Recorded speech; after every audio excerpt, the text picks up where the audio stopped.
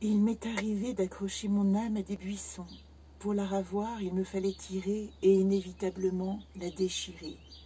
Ces accros font sa lumière. Personne ne peut sortir indemne d'avoir été, au jour de la naissance, poussé dans les eaux froides du temps. Le courant va de plus en plus fort. Les touffes d'herbe qu'on croit saisir, les branches basses qui viennent boire et auxquelles on imagine s'accrocher au passage, tout cède merveilleusement. Le courant est de plus en plus fort, mais une force égale nous est donnée par la contemplation.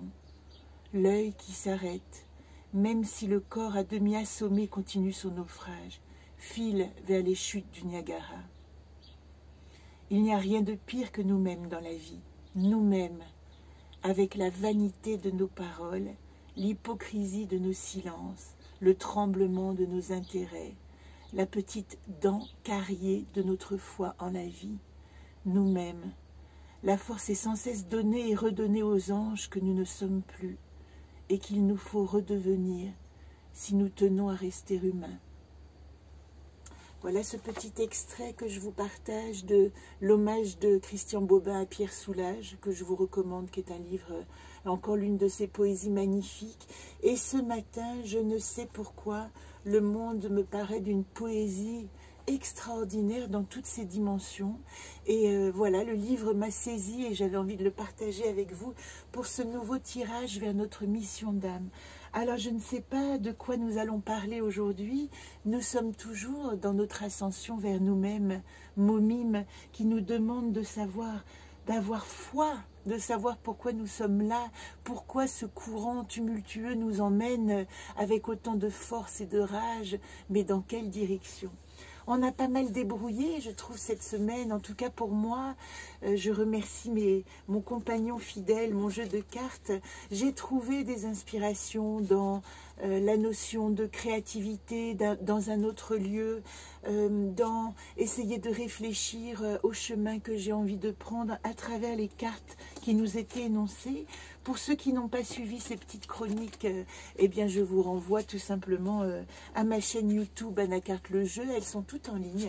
Et nous allons tirer aujourd'hui le 6e jour de notre ascension vers ce dimanche de Pentecôte, où peut-être nous pourrons mettre un point final, ou peut-être nous pourrons mettre un mot, non pas définitif, mais simplement comme une porte vers l'ascension, vers notre être essentiel. Voilà. Donc je coupe les cartes un peu maladroitement. Voilà. Le soleil et la lumière aujourd'hui est extraordinaire. Je ne sais pas si ce tout petit appareil peut vous en rendre compte, mais il y a quelque chose dans l'air. Peut-être le déconfinement, peut-être l'annonce du retour à la vie normale fait que moi je me suis réveillée dans un état de foi dans le monde. Alors, nous avons aujourd'hui le dialogue, moi dans le monde, comment je communique, comment je donne ma parole, et Femen.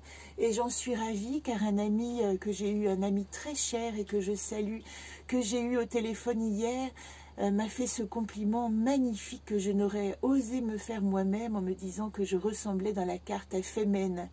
L'espérance est de demeurer la fleur de son jardin et d'en faire un paradis d'Éden pour moi-même évidemment et pour les autres qui m'entourent. Voilà. Donc aujourd'hui, il s'agit de ranimer cette espérance par la parole aux autres que je côtoie. La relation, l'espérance humaine. Sortir enfin de l'inquiétude qui nous a agités pendant tous ces mois de confinement.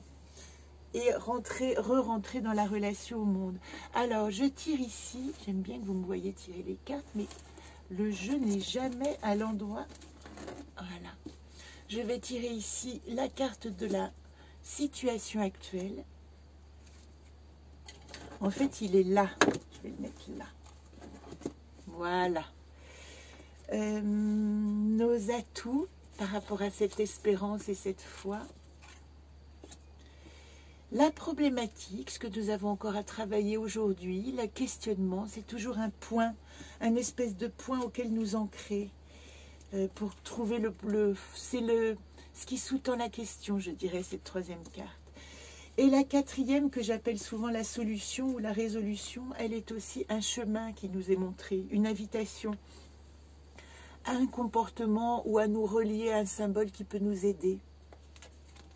Alors, est-ce qu'on réalise que c'est quand même la troisième fois que je tire « suis-je » en situation actuelle? Donc, encore une fois, nous sommes dans la question existentielle. Hier, nous étions dans la question existentielle de comment je réanime ma créativité. Et j'ai partagé ce tirage avec beaucoup d'artistes qui sont en lien sur Facebook. Et puis, qu'est-ce que nous avions... Vous regarderez l'autre tirage qui était déjà de « suis-je » il y a 2 jours. Et aujourd'hui encore, il nous demande de nous questionner profondément sur ce que je veux dans cette existence. Qui suis-je? La question fondamentale, encore une fois, c'est pas de l'égocentrisme, nous tourner vers soi-même, c'est apporter une lumière qui est vraie au monde extérieur. Et aujourd'hui, en ce jour qui approche de déconfinement, il y a beaucoup de lumière, là voilà, il nous est demandé, eh bien, le challenge, l'audace, voilà le battleur, le magicien. Il va falloir rassembler vos outils de magicien pour essayer de trouver un nouveau comportement, une nouvelle voie, un nouveau fil de funambule dans le monde. Voilà à quoi nous sommes invités. Eh bien, qui suis-je? J'explore ma dimension de magicien. Le battleur dans le tarot, je vous en ai parlé dans les précédentes chroniques, le battleur, c'est pas celui qui se promène. Le battleur, c'est celui qui a les atouts et les outils du magicien et cette table du menuisier charpentier avec lequel il va pouvoir bricoler ses outils nécessaires ou sa baguette magique peut-être s'il a trouvé une branche d'aubier suffisamment généreuse, et il va pouvoir aller dans le monde avec ses outils de magicien. Et la force du mat, c'est le fou, c'est votre libre arbitre qui se promène, mais avec les outils du battleur et de celui que j'appelle Astor dans le monde. Donc, en fin de compte, nous avons en situation à la question « Qui suis-je ?»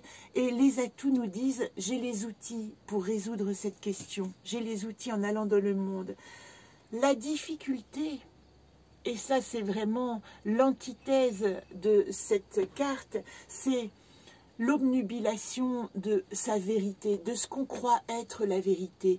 Si vous êtes en ce moment obnubilé par une problématique qui n'arrive pas à se résoudre, cette carte, elle vous dit « la vérité est ailleurs ».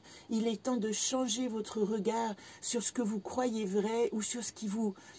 Cette vérité, si elle vous blesse, si elle vous abîme, ce n'est pas une vérité. C'est un écueil, c'est une épreuve, c'est une question, c'est un peu le diable dans le désert avec la tentation de « est-ce que tu es sûr que tu es ce que tu es ?»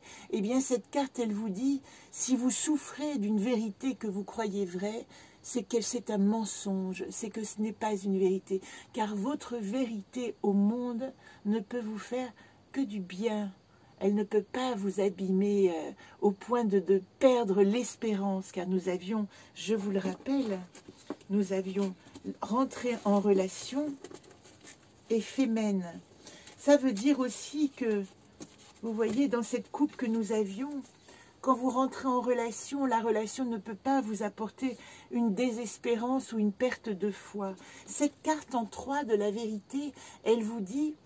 Si vous souffrez de ce que vous croyez, de ce que vous avez cru, c'est que ce n'est pas votre chemin. Il est temps d'aller maintenant fermer la porte à ce que vous avez pensé être votre chemin et vous diriger ailleurs avec audace, car Astor nous invite, comme l'équilibriste, à poser le pas sur un fil qui n'est pas forcément stable, mais où vous allez trouver votre équilibre.